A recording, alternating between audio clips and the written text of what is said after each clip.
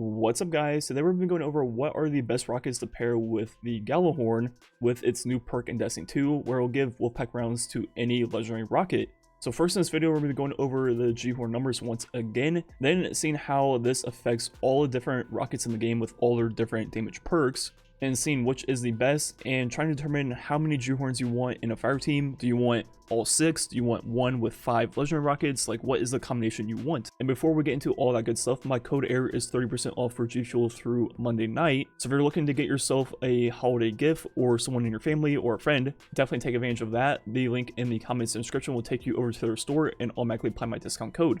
So first, looking at the Ghorn, I went over the DPS numbers on Tuesday right when I got the weapon, and it was very hard to determine exactly what was going on in a rushed situation. So looking at that again, on Carl, there's obviously all kinds of numbers. You have the base rocket impact and explosion, and then all kinds of Wolfpack numbers.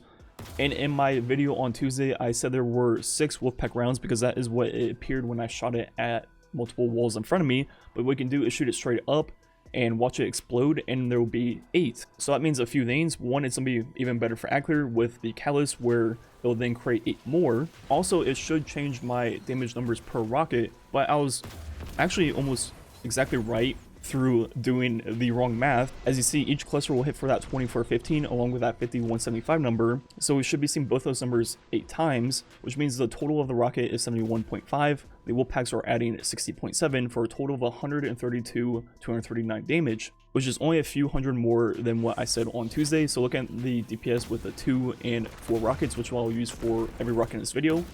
The 2 DPS is extremely high at 205,000, while for the 4, it's still at 110,000, which is obviously extremely good for both burst and still among the highest for sustained DPS, if not one of the highest. But now the question is Ghorn the best rocket in the game, or pairing it with other legendaries with damage perks, is that just even better?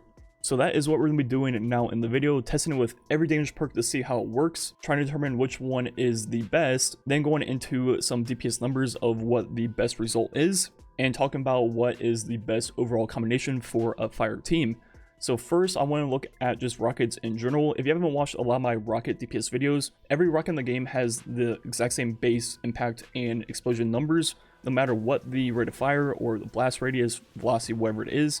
All you need is impact casing, and they will all hit for the exact same base damage. So just the base impact of a normal rocket is already 10.2% higher than Ghorn due to having something like boss spec, or in this case major spec, along with impact casing. So we're already at 10% higher than Ghorn just right off the bat. And now we have a teammate with Ghorn up by us, and they shoot it, we'll get Pack Hunter for 15 seconds, which means we'll then get Wolfpack rounds for all of our shots. So now look at the damage on Carl with the just normal rocket, now with Wolfpack rounds. As you see, it's 144,277 total damage, which is already roughly 12,000 higher than Ghorn. So now throwing in a damage perk, the first one we can put on is cluster bombs, which have been pretty bad for a very long time. They're only going to add a few extra 1,000 damage for the initial rocket. Still not worth using, but the first one I want to break down numbers is going to be Vorpal. And Vorpal is pretty interesting because it's going to be a 10% for heavies now, which will increase the base damage by 10%, but it's also increasing the Wolfpack themselves by 10% also, for a total of 158,000. So it does seem like the damage perks are working for the Wolfpack rounds. Now moving on to lasting impression. One thing that is interesting with this perk is the Wolfpack rounds don't actually come out until the explosion, which is delayed. But the thing that you'll notice is since the explosion damage is much higher, the explosions of the Wolfpack rounds are also being buffed by the same percent. The impact of each Wolfpack round is the same as it was before because the impact of the rocket is the same, but now that the explosive damage of the rocket is higher, the explosive damage of the Wolfpack rounds is also higher, which means lasting impression is doing 170,370 damage on Carl. The next perk I want to test was going to be Explosive Light, because it should be 25%, so obviously quite a bit higher than Vorpal, and should be in theory higher than lasting impression. But as you see, the Wolfpack rounds do not get the same increase like the 2 previous perks, which I tested multiple times. I'm not sure why the Wolfpack rounds aren't going up like you would expect based off the 2 previous perks, but it just doesn't. So this is a total of 163,000, which is a little bit lower than the lasting impression. And the final damage perk is Adrenaline Junkie, where you get a grenade kill and get the full ×5 stack. And before this update, this perk was kind of realistic to use on specials and heavies because it lasted 10 seconds, but now it only lasts for 4.5 seconds. so it's not very realistic to use in almost any situation, but it does result in by far the highest damage because it is buffing the Wolfpack along with the base rocket for a total of 192,000 per rocket, which is obviously way higher than even lasting impression. So for burst, you could pull this off, but realistically, it's not very possible. So now looking at some DPS numbers, if we just start off with Clown Cartridge, there are 3 rockets in the game, I believe, with Clown on it, 2 of which are 15 RPM, which is the same as Ghorn. The Hothead is a 20 RPM though, which I don't have, but if you have it, the DPS numbers would be a little bit higher because the rate of fire is slightly higher between the first and second shot. But if we look at the one I have, which is a 15 RPM, the rate of fire should be the exact same as the Ghorn, but as we mentioned, the damage is roughly 10% higher. Therefore, the DPS is also better on a Clown rocket compared to Ghorn, exactly 9.1% higher. So just throwing on any Clown rocket is going to be just better than Ghorn. Then if we look at the Hezen's Vengeance with Overflow, this should result in some extremely high burst DPS numbers because you can also pair it with a damage perk. Mine, I only have Vorpal, but you can get lasting impression on this weapon, and as we showed off, that is the highest damage perk outside of Adrenaline Junkie. So looking at those numbers, the 2 rocket number is going to be absolutely insane, taking only like 1.1 seconds to shoot off because it is a 25 RPM. The DPS of 2 is 304,000.